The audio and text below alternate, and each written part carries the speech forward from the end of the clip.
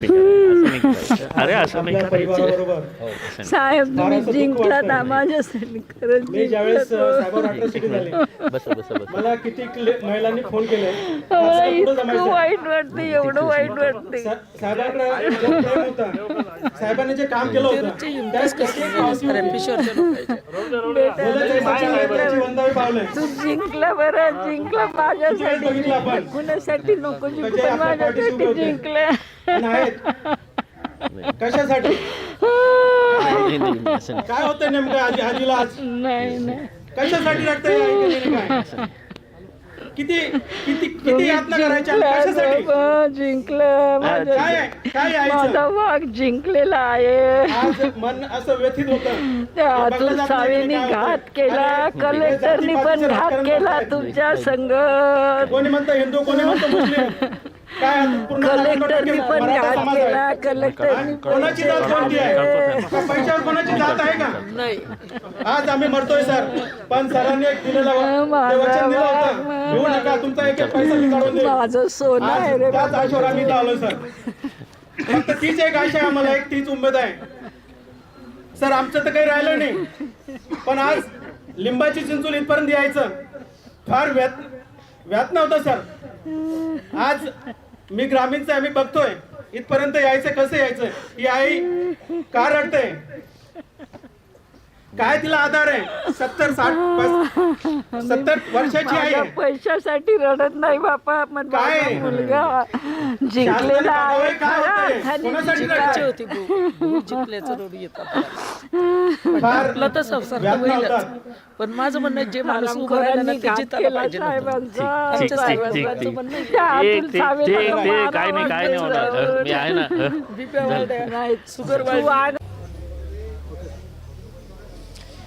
जी देखिए, मैं पिछले तकरीबन 2 साल से ज़्यादा का वक्त हो गया है कि हमने ये आदर्श के जो ठेवीदार है, तकरीबन 62,000 ठेवीदार है, इनके ज़िंदगी भर की कमाई जिन लोगों ने लूट के खा गए थे और इनकी कोई सुनवाई नहीं हो रही थी, उस मुद्दे को मैंने अपने हाथ में लिया था। और धीरे धीरे ऐसा हो गया है कि ये 62,000 लोग एक परिवार का सदस्य के तौर के ऊपर हम सब रहने लगे हैं में।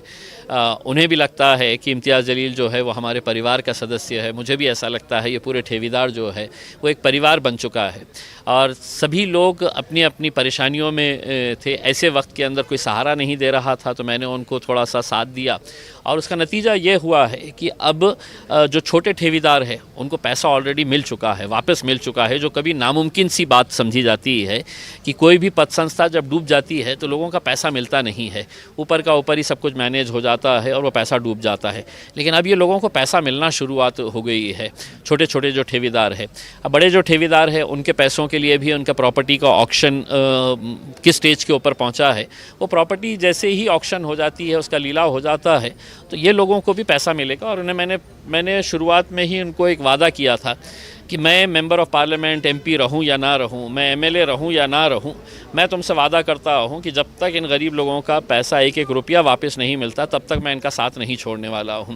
तो जब मेरी हार हुई लोकसभा के वक्त में तो ये लोग यहीं पे आए थे, अपनी नाराज़गी बताए थे, अपना दुख जताए थे। और आज भी आप देखिएगा कि किस तरीके से वो बिलक बिलक कर रो रहे थे। किसी भी इंसान के लिए मैं समझता हूँ कि एक MLA के टाइटल से बढ़कर ये लोगों की मोहब्बत मायने रखनी चाहिए इसमें। कि आज मेरे लिए जिस तरीके से ये लोग रो रहे हैं, जिस तरीके से इनकी आंखों से आंसू छलक रहे हैं, मैं समझता हूँ इससे बढ़कर और कोई कामयाबी नहीं हो सकती है। हमने कम से कम MLA का टाइटल नहीं मिला लेकिन लोगों की मोहब्बत पाए हैं और यही हमारी सबसे बड़ी कामयाबी हम समझते हैं। देखिए, मैंने है तो जब ये तकरार किया था कि किस तरीके से पैसे का खुला खेल खेला जा रहा है, हमने पूरा वीडियो एविडेंस दिया था कि कहाँ कहाँ पे पैसा इस्तेमाल किया जा रहा था, पैसा देकर वोट ख़रीदा जा रहा था। ये सब वीडियो एविडेंस के साथ हमने है तो इलेक्शन कमीशन ऑफ इंडिया को भेजे, इलेक्शन कमीशन महाराष्ट्र को भेजे, हमने कलेक्टर, कमिश्नर, RO, इनको सबको हमने वो एविडेंस दिए हैं। इसके बाद गवर्नमेंट ने 3 मेंबर कमेटी बनाई है इसकी इंक्वायरी करने के लिए। और उस इंक्वायरी की इनिशियल रिपोर्ट इन्होंने अभी दिए है और उसके अंदर ये बताया है कि नहीं वो जो पैसा बट रहा था वो उससे ये नहीं साबित हो रहा है कि वो इलेक्शन का पैसा है या नहीं है करके। मेरा एक सवाल है, इलेक्शन बूथ के अंदर अगर पैसा बट रहा है तो कोई बारात तो वहाँ से जा नहीं रही थी कि आप पैसा लुटा रहे थे वहाँ पे। इलेक्शन के दिन शाम के 5 बजे आप पैसा बांट रहे हैं खुले तौर के ऊपर, और अगर आप मुझे ये रिपोर्ट दे रहे हैं कि उससे ये साबित नहीं होता है तो अब देखें 4 तारीख के दिन दूसरी हियरिंग है, उस हियरिंग के अंदर हम देखेंगे, आगे लड़ेंगे। और देखिए जब आप देख रहे होंगे कि 23 तारीख के दिन जब नतीजे आए और उसके बाद से पूरा सोशल मीडिया और टेलीविज़न चैनल्स के ऊपर इस बात की चर्चा होने लगी कि अचानक 5 बजे आपका जो वोटिंग परसेंटेज था महाराष्ट्र के अंदर 2-3 घंटे के बाद वो किस तरीके से बढ़ गया था करके। तो ये एक एग्जाम्पल हो गया, पूरे हिंदुस्तान में कभी इतना बड़ा परसेंटेज नहीं बढ़ा था जो यहाँ पे महाराष्ट्र के इलेक्शन में।